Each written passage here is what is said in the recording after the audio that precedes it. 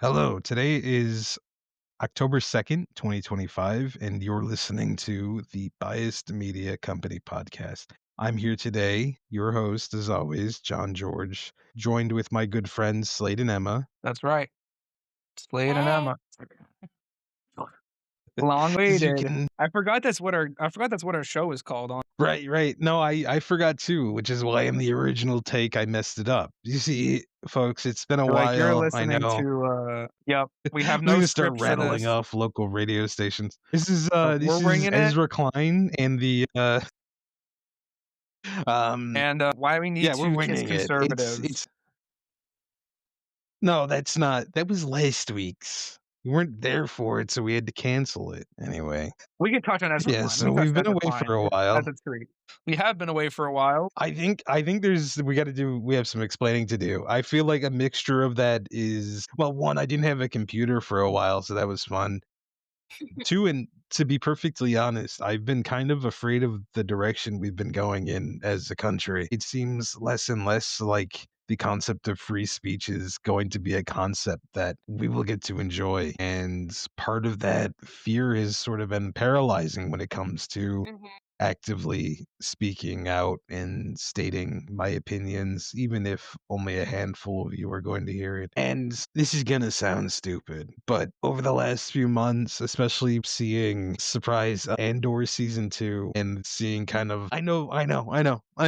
Green costume for me But this year, by seeing the that, way. right, the Halloween costume, oh my god, I wish they would make his jacket from the episode where he rescues Mon Mothma from the Senate. I would love that So good. jacket. But that sort of reignited that fire within me to reminded me that it is important to exercise that right, and it's important not to cede any ground to these bastards. And so that's part of the reason why I've been MIA on I top of the usual being busy. Yeah, I've been sleeping for the past 10 months. So I just come out of Yeah, hibernation Slade.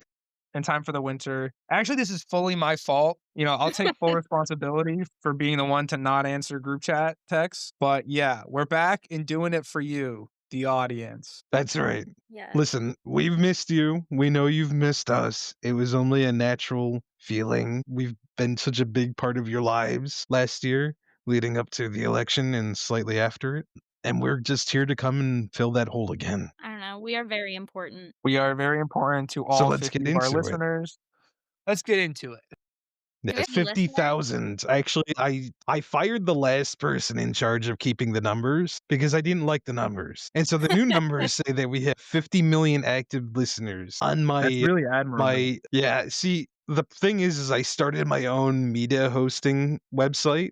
It's like YouTube, but it's more, well, it's just us. And there we've had 50 million people listen every day. I don't even know 50 million people. It's crazy. But those are the It's new good. numbers we're going with. Well, Those are the God, how numbers messed we up. like. on the note of our news media failing us, maybe we can begin this by talking about the NSPM 7 directive issued by the president a week ago, because I really haven't seen like any reporting on this, at least from like major outlets. Right. Shout out, Time shout Yeah. out, Magazine, shout out Ken Klippenstein.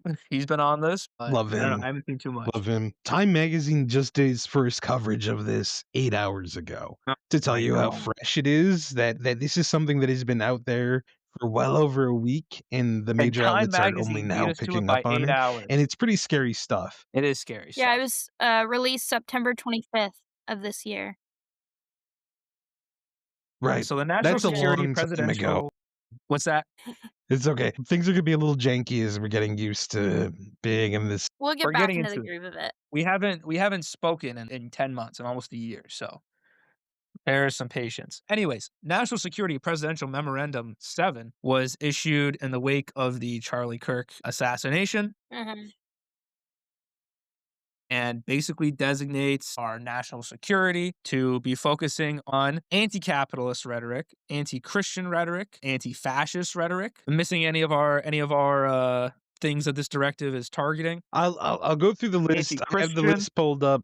I'll go through the list because anti-Americanism, anti-capitalism, anti-Christianity, support for the overthrow of the United States government, extremism on migration, extremism on race, extremism on gender, hostility towards those who hold traditional American views on family, hostility towards those who hold traditional American views on religion, and hostility towards those who hold traditional American views on morality, which is a And lot it's of I think words. And is it's this very a vague, and this is kind of a follow-up purposefully. to Antifa being designated as a terrorist org, I think we can probably safely say. Mhm, Which is, for the record, legally, the president can't randomly declare domestic groups to be domestic terrorist groups. It's a whole process. There's a reason why the United States government has always been cautious to label domestic groups as domestic terror groups because there are a host of protections, namely the First Amendment, that prevent the United States government from unilaterally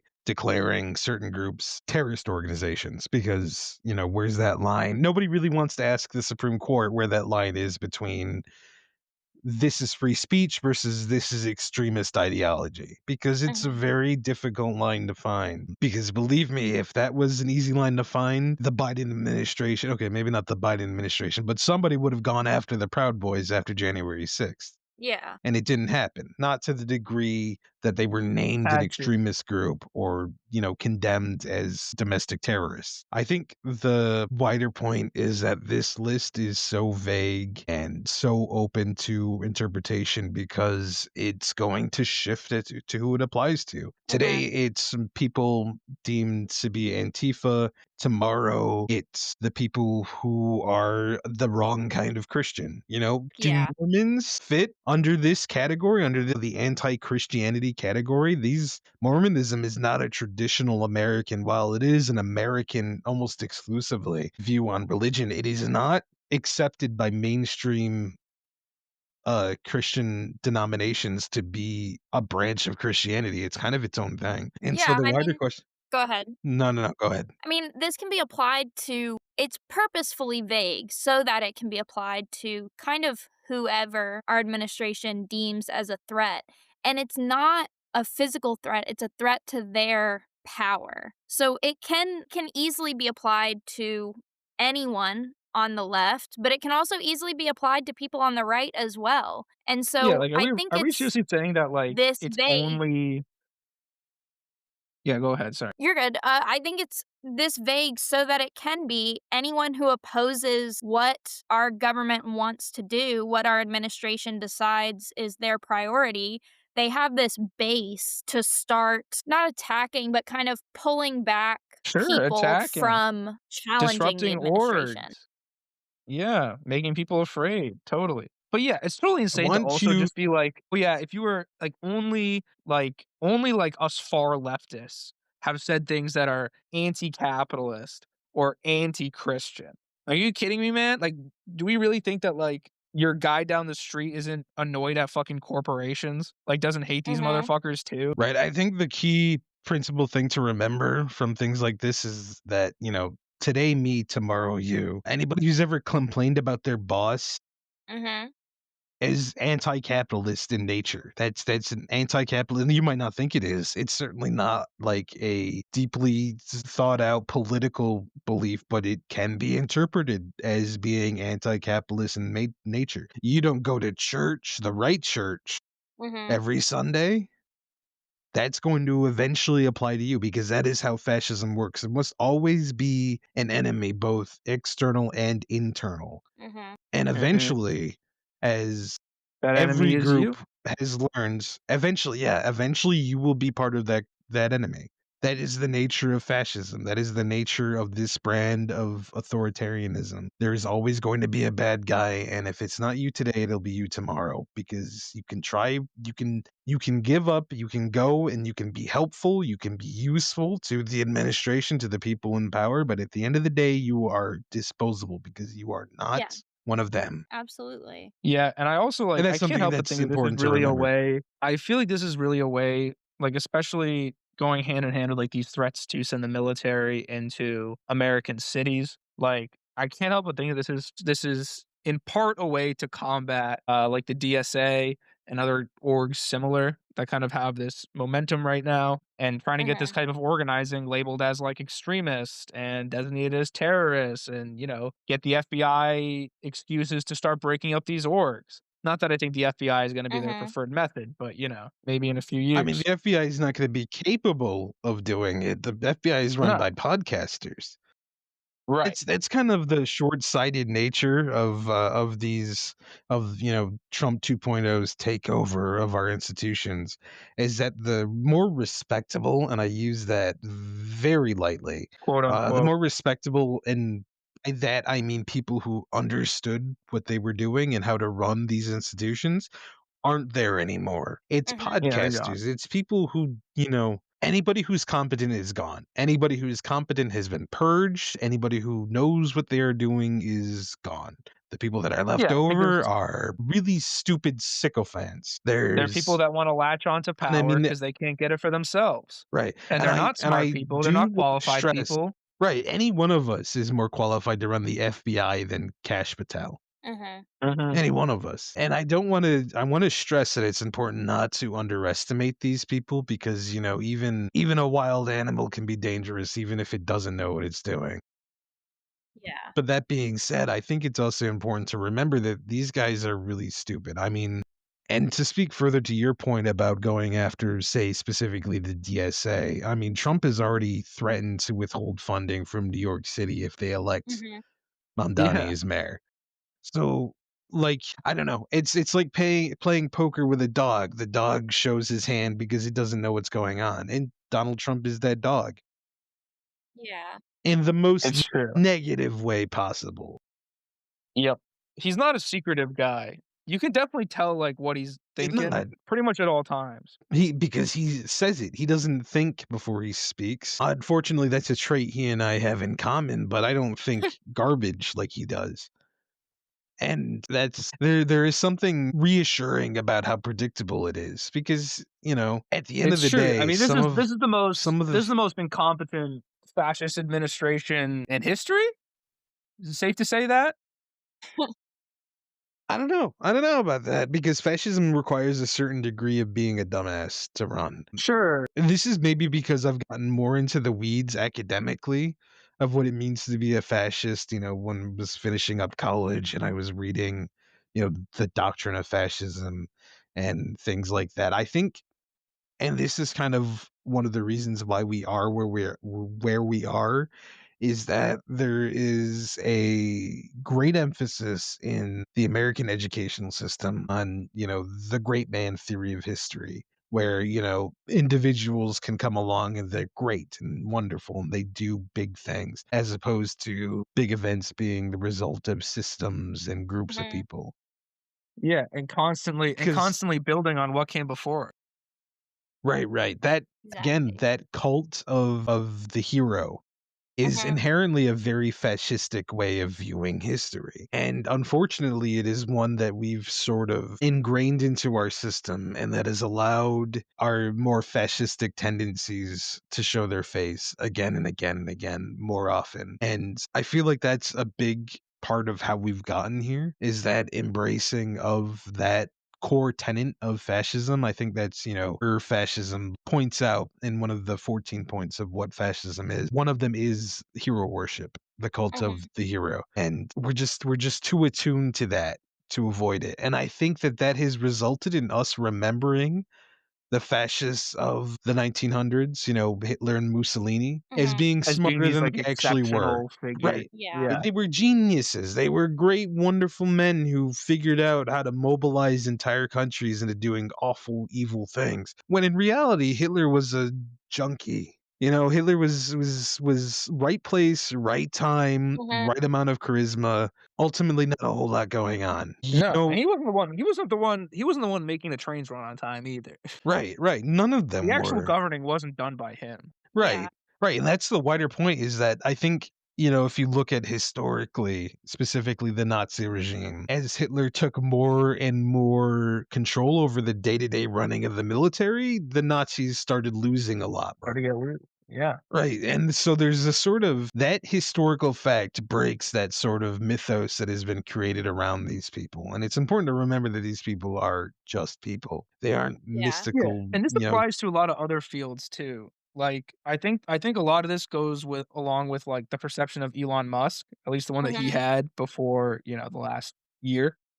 Yeah, Of him being this, like, exceptional genius, and he's, like, so good at all these things, when, like, I mean, he's not even, like, an above average whatever, but, like, he's not even, research and, like, technological breakthroughs come from, like, whole teams of scientists devoting Yeah, their whole lives to these exactly. things. It doesn't come from one person being smart and just, like, imagining fucking, Mhm. flying cars. And, yeah, and Elon Musk wasn't even doing that. He wasn't even one of those people on those teams. there's Not a that we need to. certain there is a certain level of right place, right time, right attitude that these people Mhm. have had, but that doesn't account for everything. There are so many No, and I mean, factors. yeah, and what Elon Musk was really, I mean, is like a branding guy. He was a good face for Tesla Mhm. when, he kind of brand himself as this, like, visionary and get a bunch of money from the government to run all his businesses, but he's not good at other things, you know? And I mean even that, I mean, his public perception is horrible now. that's what Mussolini was. Mussolini, if he were alive today, would be an Andrew Tate copycat on TikTok, getting a few million views every now and then. That's He'd have a podcast. the more thing he would have a podcast. He would have a podcast. It Right. would be a competing podcast with ours, with our 50 million views on TubYub, which is the YouTube alternative that we invented. Mm. He That's exactly because, like, okay, I don't know if any of you have read, The Doctrine of Fascism, which he didn't even write, actually. It was ghost written, but his name's on it. And it is the most, those guys you see on the internet who are, like, lifting weights with, like, added difficulty that seems impractical and at times dangerous. They're doing reps, but they also have, like, a cabinet tied to their arms. Right. It is kind of like that is what the founding document of fascism basically is. And I'm not joking either. It is like, 12 pages long. And it's just drivel of how you need to be, top-notch shape. You need to be on that grind daily, you need to, or what was that one guy? There's like a viral clip of this one guy who says that, that he lives a full day in 4 hours and, like, Right, right. right, right. This is the kind of guy that Mussolini is. This is the kind of guy that fascism speaks to because it requires an inherent lack of understanding of how the world works. It Mhm. requires the belief that you are the center of the universe because you are great and you are strong and you can take that, Mhm. which doesn't work. Fascism inherently requires the exploitation of the social contract, right? Mhm. And what a fascism fails to remember every time is that there needs to be a social contract in order for the exploitation of it to exist. Mhm. Right? You are big and you are strong and you are the center of the universe until you get sick, until Mhm. you hurt Right. yourself, Until you which can't always work anymore. happens, right? Until you can't work anymore. Then you're just, well, the person who sold you fascism has already moved on to the next sucker. That's how it works. And these guys are so short-sighted that they can't see it. They can't see it. They believe that they are going to be at the top forever. And you're seeing a lot of these billionaires try to do that Mhm. as much impossible. They are chasing immortality because they're terrified of losing that position, that power that they've gained. And again, all things must end. It is the nature of the universe. It's inescapable. No amount of Yeah. fascist thinking is going to save you from that. And if anything, it's You know, going to hasten and it. this directive, is a pretty clear outlining of enemies and, like, what they wanna Mhm. target, and I don't think not that I mean, at least not us, I don't think that we really needed, more proof of, like, the fascistic qualities of this administration, but, I mean, I think this is pretty clear, it kinda goes, you know, hand in hand with, that memorial service for Charlie Kirk, complete Right, with right. The pyrotechnics and rally. fireworks. Yeah, I've never seen a funeral with pyrotechnics before, but, Guys, I got to admit, I've got a new. there was the line of Trump, saying, "Charlie Kirk wished the best for his enemies, but not me," right? Like, I Mhm. hate them. I And I think think that's it's I mean, he's not joking when he says stuff like this, right? And that's what I think people He's like, yeah. not. "No, like, this is like, obviously, this is what he means." This is exactly what we've known about this guy for the last decade. And I think Yeah. that go ahead, Emma. Sorry. I think it's important to note with this, the NSPM 7, it didn't have to be public. Like, it's public on purpose. They're showing, like, they're trying to get people to stop speaking against what they're supporting. Like, they want people to be afraid. Yeah. Yeah, good point, because that's how they derive their power, Mhm. right? That's They it, and have that's they exactly need to why. have the perception of public support, and anything that goes against that is a blow to Exactly. them, and that's what we all That's need to keep in exactly mind. right. That's exactly why we're here again, and then we'll get better Mhm. at it, sure. But there's a reason why this is important. Local communities, like, if you I don't join know. your local I think organizing groups, if you just get involved in, like, your city and in Mhm. local, like, all that stuff is really yes, important, it's vitally important. It's more important now than it has ever been. especially with ICE in our neighborhoods and our communities, like, it's really important that we have each other's backs here, and Absolutely. that it's clear that, like, this is not what we want. Right, right. I don't know. This whole thing, it's important to remember again that if you don't think that this applies to you now, it will in the future. Mhm. That's how it works. That's how it always works. It's the same game every time. The world has gotten older, but the players really haven't. It's the same deal over and over and over again. New movie, different plot, or same plot. Right. Right. This is the reboot. This is the worst reboot. It's like they're doing a Ghostbusters again or some nonsense. Except it's less woke this time somehow. Yeah, it so this all, like, reminds me of the quote from the German pastor, Martin Niemöller. The poem, "First they came for the communists, and I did not speak out because I was not a communist. Then they came for the socialists, and I did not speak out because I was not a socialist." And then it ends with, "Then they came for me, and there was no one left to speak for me." I think that's a really important thing to recognize, especially in these situations, because maybe this doesn't directly apply to you, but as it moves on, it's going to. However, I will say I think that this is one of the big moments that's really starting to push people and alienate them Yes.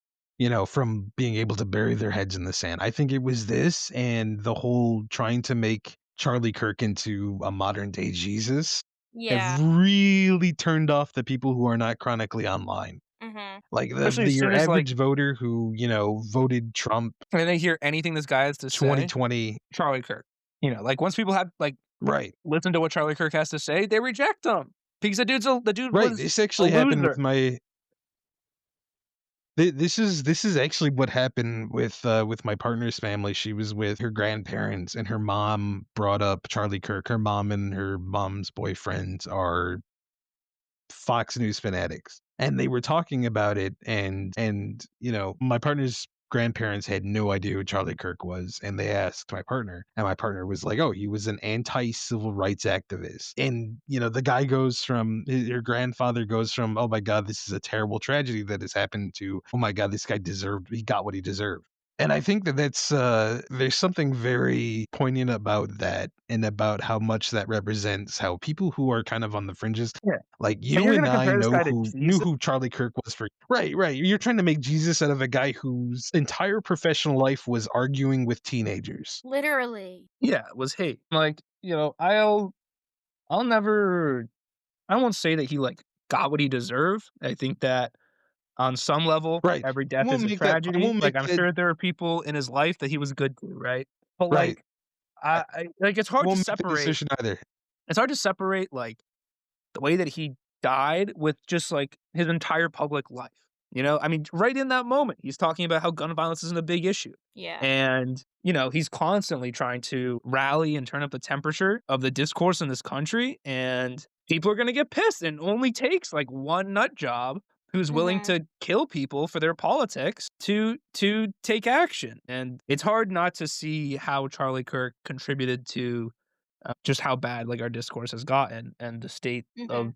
the country right now. It's Right. unfortunate to me how hard it is to talk about it. Like, I've seen clips of people discussing it, and like, in order to protect themselves, they have to put a bunch of disclaimers before they say their statement. And you don't have to do that with everybody. But with Charlie Kirk, you have to do that because people who are full supporters of Charlie Kirk, unless you are saying only 100% good things, they demonize you.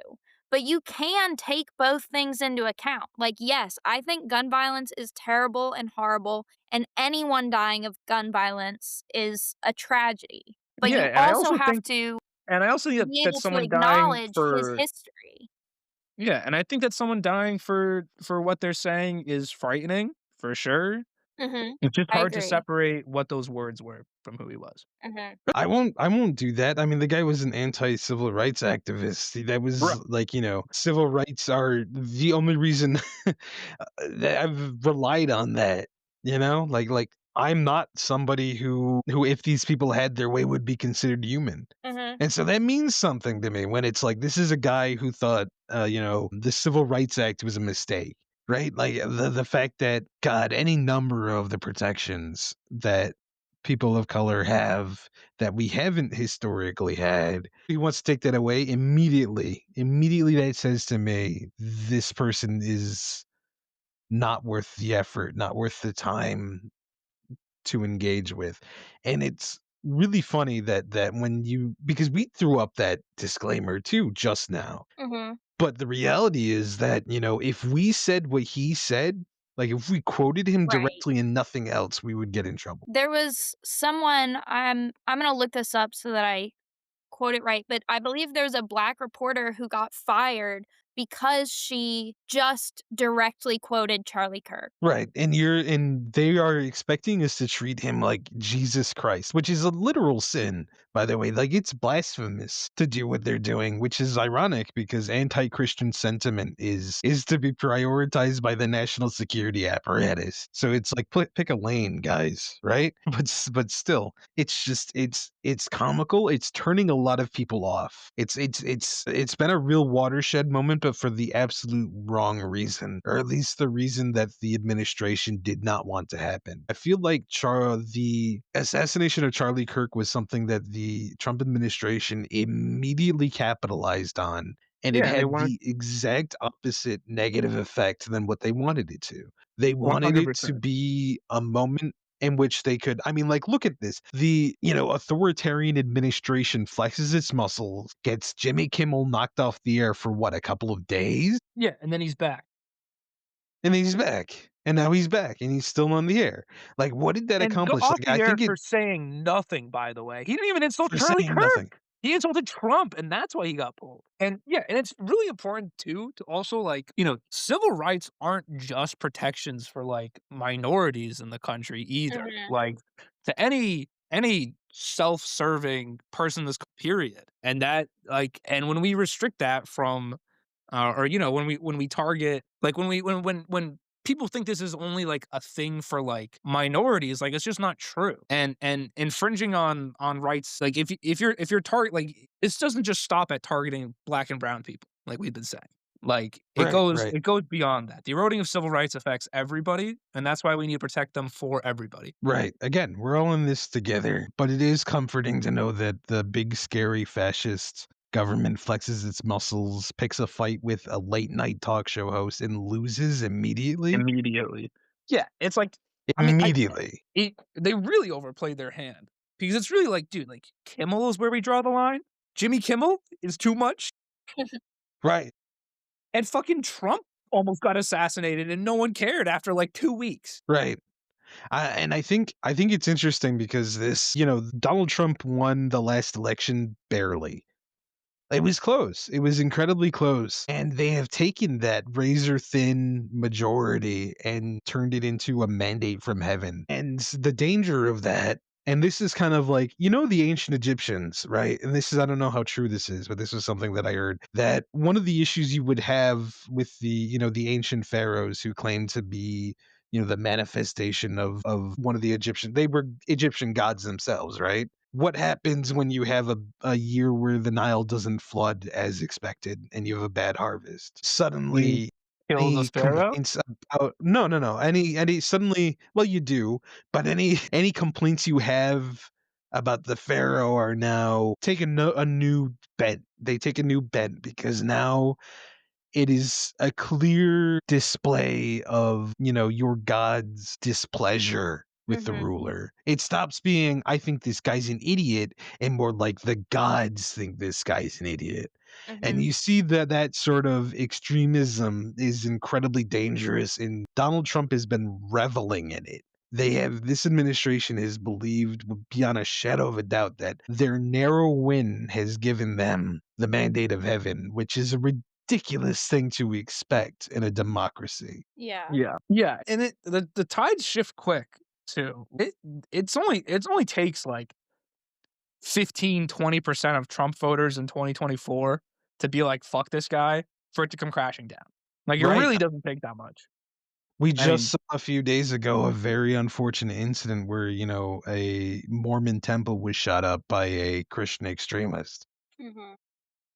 What happens if, and I mean, like, historically, you can make the argument that this has sort of been a long time coming thing. It's not the first time Protestants and Mormons have gotten into it violently. It's happened since the foundation of Mormonism for a myriad of reasons. But what does the Republican electorate look like in places like Utah? Right, where the base of the Republican Party is actively murdering Mormons. mhm, That breaks there are too many, like, the Republican Party is famously not a big tent party, but there are a few different factions within that party that some of them are less prone to the blind loyalty to Donald Trump than others. Mhm. mhm. And what happens now that you're getting active political violence because Charlie Kirk was killed in a in the Mormon ethno state of Utah, right? Like in as safe territory as you can get to be a Christian His family, nationalist. right? No, they were religious, right? They are Catholic, actually. Catholic. His wife is Catholic. Um, and well, his widow is Catholic. And No, no, right, I meant like there are shooter. I meant the shooter's family. well, the Shooters family, yes, the Shooters family were Mormon because it's a Mormon state. Everybody in Utah, well, not everybody, but Right. most But a white lot of people them. in Utah are Mormons. There's a historical reason for that. That's like, it is the closest you're going to get to a New Age Protestant offshoot ethno state as you can get. The entire state is run by the Mormon Church, in fact and in law, really. And I don't know, I feel like, again, because of how uncomprehensive our education is on our own history, we forget to remember that there are a lot of deep-seated, deeply held tensions between these different Mhm. groups that Mhm. exist within the Republican Party that stretches back centuries. Yeah, That and it there slips are through. a history, right? And it slips through, and we're seeing that, and you have to wonder, forbid it keeps happening, where this is going to lead, how this is going to affect the wider unity of an already fractured party. And if you Yeah, lose that, if the and base another falls apart, then there's no hope for the administration to enact all of its complete total takeover of the country. It's right, very and delicate right now. yep, and more on that, another really bad outing for the Trump administration. Um, that meeting with the generals, my god, that went bad. I think that was like they were calling it the epitome of this could have been an email And calls in all the top working. generals from all around the world, like, from their outpost to Quantico, and it's just him, like, trying to do a rally for these, like, stone-faced generals. Right, right, and it's all the toxic masculinity, fascist bullshit, right? It's like you have to look the part, you have to be masculine, you have to be strong, you Yep, have to be in thin, shape. you have to be in shape, you have to be white. I mean, the fact that Meanwhile, they're most of these people, a bunch of these generals too are at this point they're old, like they're not the people right. fighting the wars. They're like the brains behind the operation. And for Trump to be like, well, I guess it was Hegseth mostly saying this, but you got to be in shape. Like, fuck off, Right. dude. Hegseth said that there was a height requirement, that there would be a height requirement. And I think it was interesting, and this is kind of a very, very interesting little tidbit. So when Russia invaded Ukraine, right, Russia was going through generals like nothing because Russian war doctrine has generals fighting on the front lines with their troops. Whereas in America, we have a very heavily centralized combat doctrine, right? Where our Mhm. generals, our admirals are nowhere near the fighting because you need them to be managing things. Right. And so these sort of restrictions don't make any sense No, they for don't. the American combat doctrine, but they do make sense for the Russian. And I think And that's it's very about telling on sort of this like genesis of the modern international fascist movement, where it's a lot of these people have never had an original idea in their life. It's based on aesthetics entirely, which, as we know, fascism is inherently obsessed with the aesthetic, and Mhm. love there's no the substance to it. Yeah, you have to keep the appearance of having like, the whole thing with the beards thing got me all riled up because it doesn't make any sense. It doesn't have any practical application. It's all about, like you were saying, aesthetics. Like, we want to look like we're gonna be intimidating. We need to look a certain way, but none of that has anything to do with the productivity and Yeah, our and effectiveness. beyond this, beyond just that, like, Trump was deteriorating in front of those generals, and, Mhm. I mean, I'm sure that there are generals that left that meeting being like, "Dude, the president is not in proper shape, like, mentally to do this." I don't know, it definitely gave me hope, I will say. Some of more hope I've had in a long time that maybe the worst outcome isn't gonna happen, Right. simply There is an because even likelier, funnier yeah. outcome on the horizon. Woke military coup. It's Right. happening. I can't believe we're at this point where this is Woke actually military save us. there's actually a possibility of this happening because we see this sort of happening historically. And before we get into that specifically, because it is tied into our next topic, specifically the shutdown, I want to mention this. I'm going to give you some homework. All right, because we're talking about the aesthetics of how fascism is obsessed with aesthetic. And that's not an original idea that we've had. This is an idea that was pioneered by a political theorist by the name of Walter Benjamin, right? Who wrote this work. And this is the homework I'm assigning you now if you want to get into this more at a later date. The work of art in the age of mechanical reproduction. Right. And so this is sort of where this central argument, this sort of analysis of fascism as an ideology obsessed with aesthetic comes from. And it's a very enlightening read if you ever get the chance to. And I very much recommend it. And I do kind of wonder how Walter Benjamin would have dealt with the emergence of AI and AI art, because personally I believe that, AI art is the art of fascism, is but that's, again, it's a whole other topic.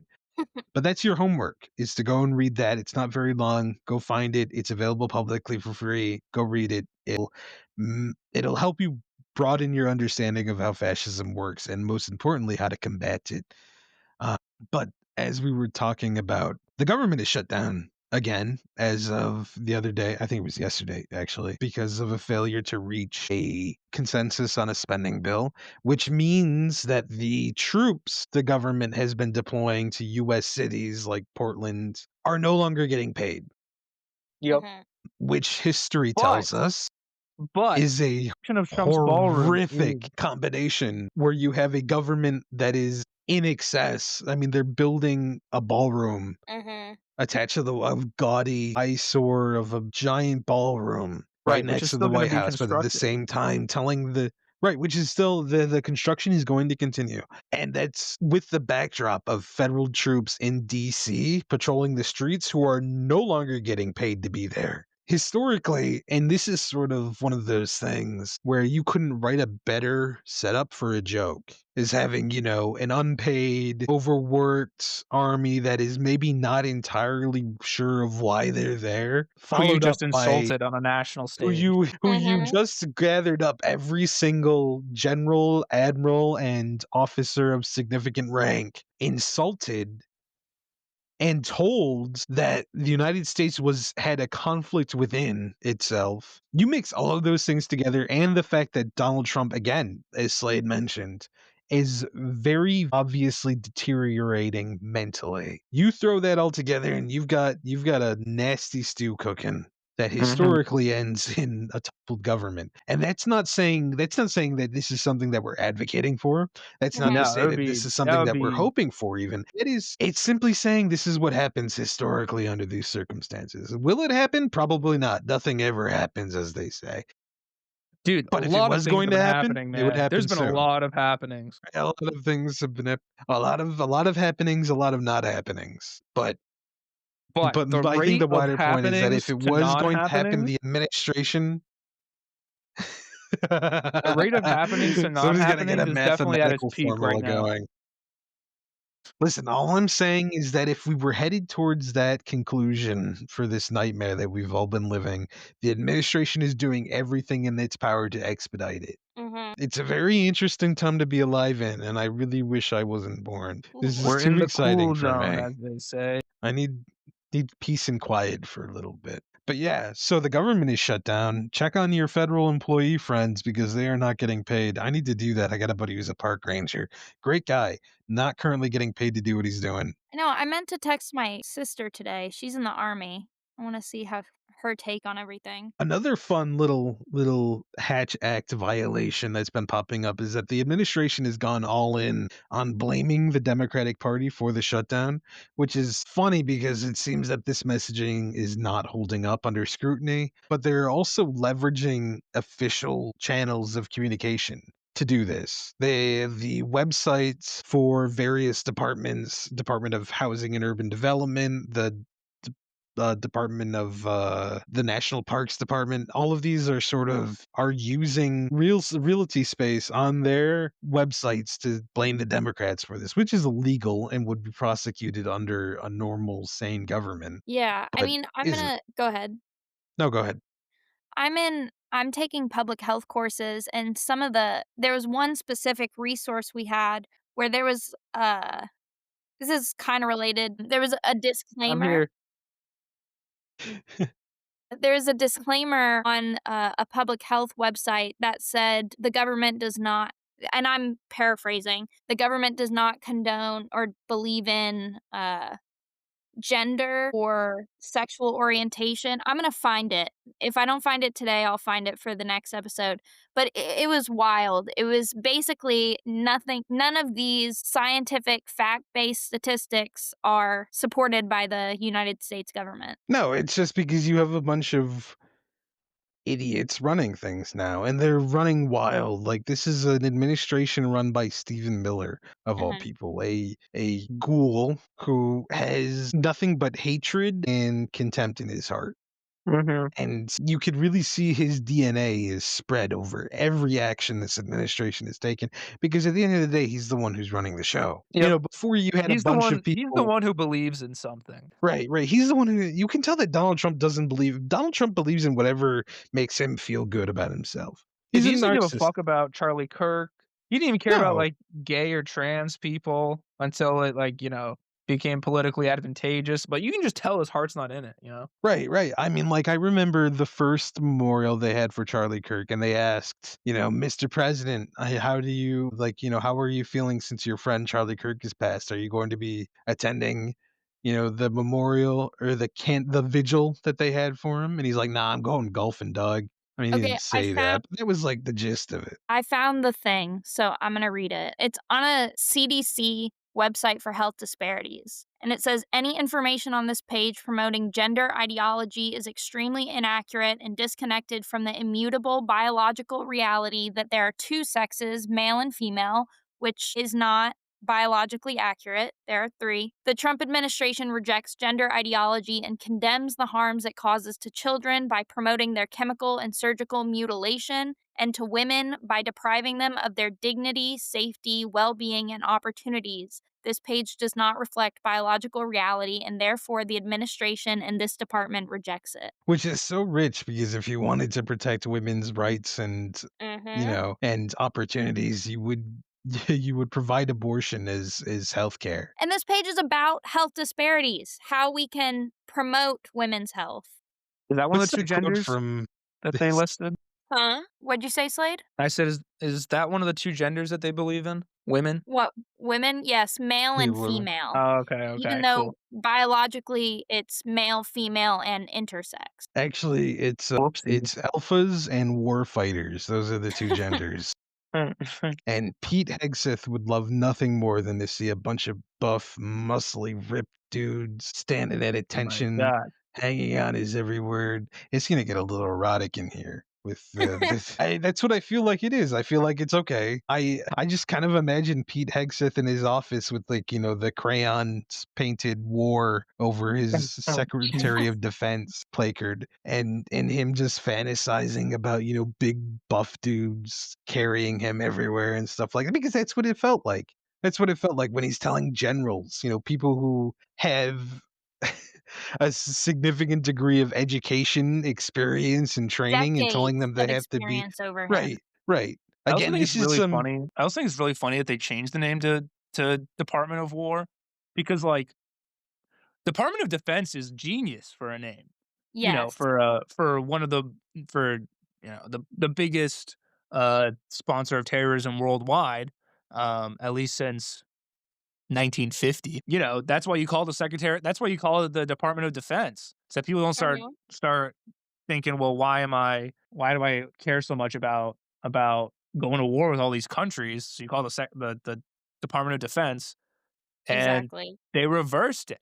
Like, come on, this is like the first 10 pages, 1984. I don't get how you messed this up. yeah. Like, it was already perfect for you guys. It's really funny too because also Department of He ran as an Defense, anti-war DOD. president. Like, it's crazy. It's crazy. I mean, the party's final most essential command was to reject the evidence of your eyes and ears, right? But I mean, like even then, like Department of Defense, it's so sanitized. It's also much more fun to say, like in its abbreviated Yeah. form. DOD. DOD. It's a great string of letters to say for a letter organization. DOD. That's like, are we talking about Yeah. the Dow? Are we talking Yeah. Right. about DWIs, which I'm sure Hegseth has a wealth of experience with? If we ever had a department of driving while under the influence or while intoxicated, I'm sure Pete Hegseth is one of the most qualified Americans to serve. I mean, Department I of don't D. know. Yeah, there's something to be said about changing the name, not even officially, going by a preferred pronoun of DWO, and then as while in peacetime and randomly bombing boats Huh? from, it's I don't know, there's something laughable about it because it's Yeah. all Oh, yeah, posturing they're and fucking it's all pathetic. They're they're pathetic, and pathetic. that's what we really need to just, like, start calling this shit. It's just sad, pathetic. Like, you're really It hanging is, on and I to a think bunch of we these, need to like, it's this whole hypermasculine movement powered by men in makeup.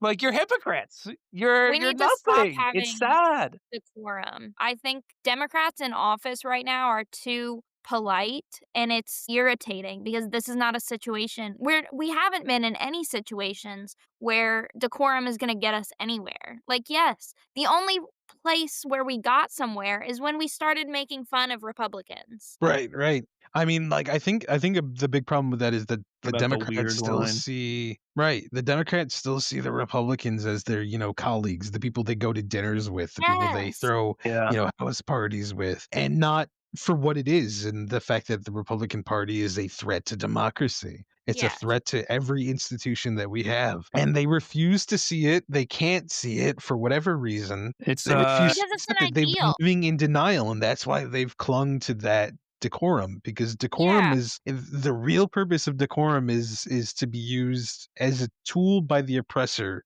to silence Mhm. dissent. That's always what it has been. Every time yep, and it's to there's that, make dissent go ahead. disappear in the name Yep, of politeness. and there's, what's that George Carlin quote? "It's a big club and you ain't in it." Right, right. It There's certainly feels that And we're way. definitely seeing that playing out right in front of our eyes. So, yeah, yeah, I guess maybe we can end this by, just fucking going ham wild on the Democrats. My god, do I Listen, hate these motherfuckers. it's always the Democrats' fault. I'll be, like, talking to, like, some, Trump supporting chud, and they bring up, like, Biden and Chuck Schumer or whatever, and I'm like, "Dude, I hate the Democrats more than you." literally. I feel like that's another big thing is that I will, like, if I start and I say this as somebody who's a registered Democrat, right? I'm Mhm. registered in my state as a Democrat. I'm not going to Same, change my party same. affiliation anytime soon. I have I have given money to the Democratic Party. I have, a card-carrying member of the Democratic Party. Man, this party fucking sucks. Uh, See. And, it's hard to always have to serve as a disclaimer, like, I hate Mhm. the Democratic Party, but it's for a completely different reason than what you're thinking of. Because, if Yeah. you say something like that, somebody assumes immediately you're conservative or you're a Republican. And, like, no, the truth is I'm actually something far worse than that. we're gonna have these I guys begging I for Joe Biden in a few years. Right, right. You've got, like, I mean, Mamdani can't run for president, which is a real shame, but, Actually, huge tragedy. huge tragedy, huge tragedy. It's so rare to get a generational politician like that. However, I think that there are 1,000 Mamdanis around the country who are just Mhm. waiting for, just waiting to be found, waiting to be supported, waiting to get into, the thick of groups like the DSA, you That's why know? it's so important to get involved in local politics because it builds. And it's not extremely difficult going to the events, introducing yourself to people, because there's a lot of people who represent the Democratic Party that don't necessarily want to be there anymore, that are there because they don't think that there are people they want representing them who are going to replace them. And so just even getting a little bit involved can put you in a really good position to make some serious change. Exactly. I mean, like, our best path forward is to blitz the Democratic Party and overrun it with Mhm. DSA guys. Mhm, mhm. Is our best I bet. was That listening is to probably the only shot we have of saving democracy is doing it that way. yeah, there was this, like, public pack that I was kinda trying to get involved with, and, bunch of left-leaning people, and I wish I had read this recently because I remember the word for it, but basically their strategy is to like, you can just sign up to be I wish I could remember, like, the actual title, but, like, a community representative, I think is the word, is, like, the Mhm. position for the Democratic Party, and you basically just get in on, like it's, like, the lowest ranking level that you can still be, like, in the Democratic a member of the Democratic Party and, like, have an official rank, and I think that shit is what we need to blitz. Like, just fill them up with people that are ready to just, like, go ham. Mhm. I think the most freeing thing really is to remember that you can just run for stuff. Yeah. This is still a democracy, god damn it. You can still run for things. You can still go down to your local Democratic Party and be like, "I want to run for something. Let me at There's it." Or actually there's a website called Run for Something that will teach you how to get involved and aid you in doing that. They actually have, like, courses on how to get involved, where to get involved, and they connect you with people. right, Run like, if for I had a something. I'm gonna car, write the that down. Democratic Party of my city would never know the end of me. Mhm. I would be there all of the time. I would be there running for things. I would be doing that stuff. And, sooner or later, I'm gonna stop accepting that as an excuse and just take the bus. Yeah, I don't I'm was honestly a little surprised that Schumer even agreed to it, like, even agreed to a shutdown. I mean, not agreed, but, was willing to do this, um, just because he's so cowardly. Right. Um, It's just and world class coward. I still think the way this ends is, Schumer folds. Yeah. Oh, without a doubt, Schumer folds. I wonder how long again, the problem is and we've discussed bits and pieces of this, is that there's a lot of really delicate things hanging in the balance right now. Mhm. Like, sure, the guys patrolling DC aren't gonna be bothered, by a couple of days shut down, but after 2 weeks, like, the record was what, 13 days? If we break that record, what does that look like when you're, cold as it gets cold in DC and Mhm. you're not making money, but you're forced to patrol tourist traps? Mhm. Like, what does that look like? Especially when your commanding officers are like, we need to do something about this. What does that look like? The administration, again, is expediting its own downfall a million different ways. And another part of the world in another time, well, we know how history has played out for administrations embattled like this. It's the same story every time. It's almost happened to the United States repeatedly.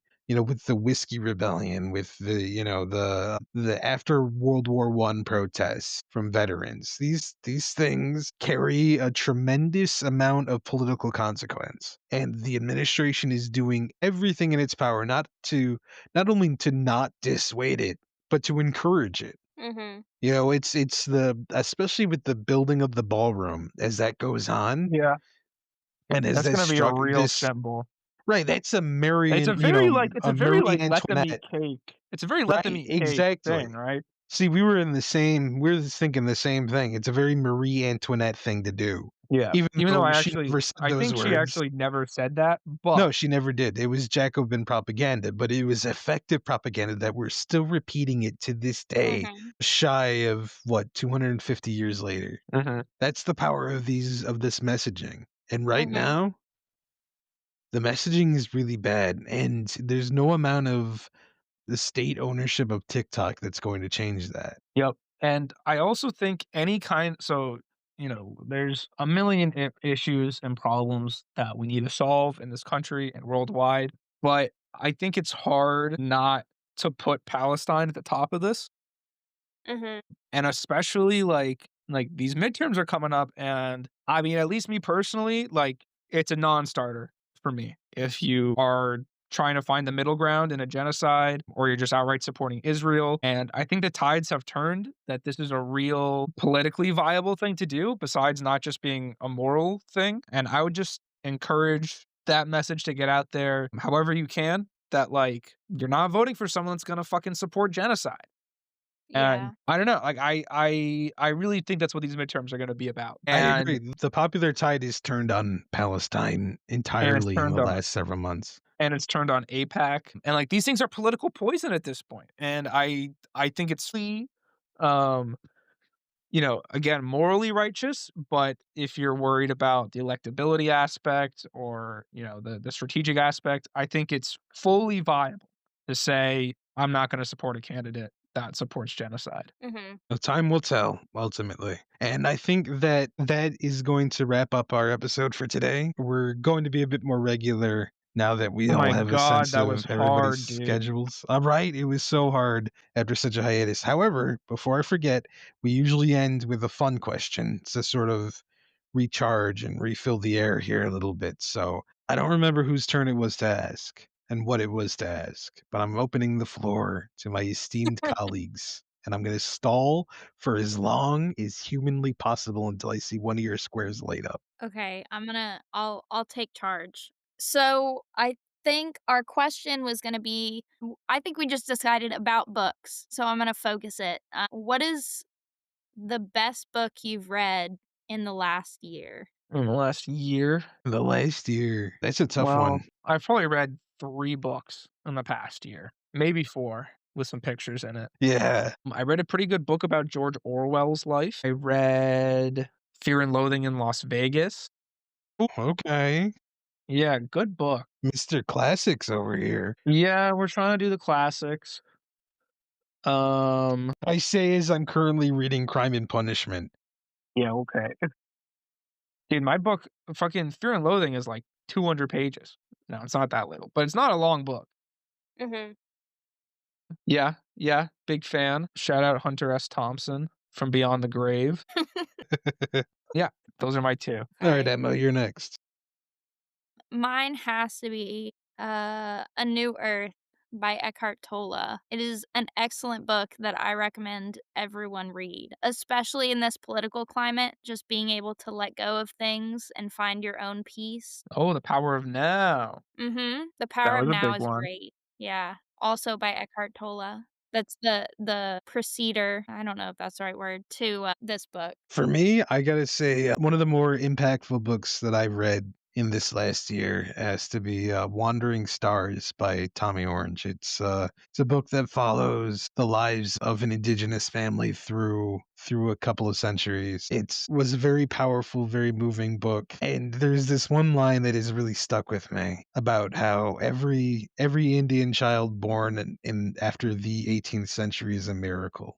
And Oh, Jeez. I love it's something, especially since, Truth and Reconciliation Day was just a couple of days ago, Mhm. and we talk about you know, sorry, I'm tearing up a little bit. It's a very it's one of those things that reminded me of how important it is to keep going, not just for myself, but also, for the people, for Mhm. the next generation of, of Indian kids who are going to be, coming through. There ties back to my people's concept of seven generations, where everything we do, we have to consider the impact it'll have on the next seven generations. And it has helped me. It has helped a line that's brought me some comfort, and it's a line that has reminded me of my own resilience and the things that I've gone through and the things that I have survived.